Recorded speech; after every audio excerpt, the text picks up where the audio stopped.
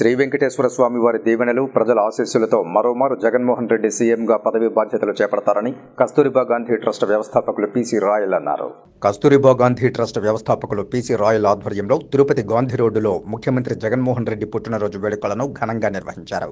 ఈ కార్యక్రమానికి కార్పొరేటర్ పొన్నాల చంద్ర, municipal cooption సభ్యురాలు శ్రీదేవి ముఖ్య అతిథులుగా హాజరయ్యారు.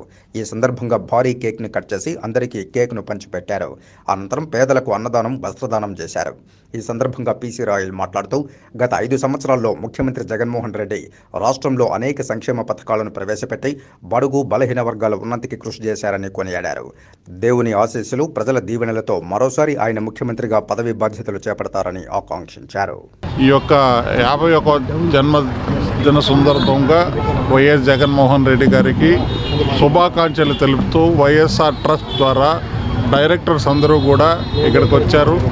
మాకు ఈ కార్పొరేటర్ ఈవేళ గెస్ట్గా వచ్చారు. మన పొన్నాల చంద్రన్న గారు, నేను పొన్నాల రాయల్ గారు, అలాగే మన శ్రీదేవి గారు అందరూ కూడా వచ్చారు. ఎంతోమంది మా వర్కర్స్ అందరూ కూడా ఈ యొక్క కార్యక్రమానికి వచ్చేసి పేదలకు అన్నదానం, అలాగే జగనన్న చేస్తున్న ఎన్నో మంచి కార్యక్రమాలు, ఎన్నో ఏది కానీ లేదనకుండా జగనన్న బటన్ నొక్కి ఎంతోమందికి, లక్షల మందికి, కోట్ల మందికి సహాయం చేస్తున్నారు.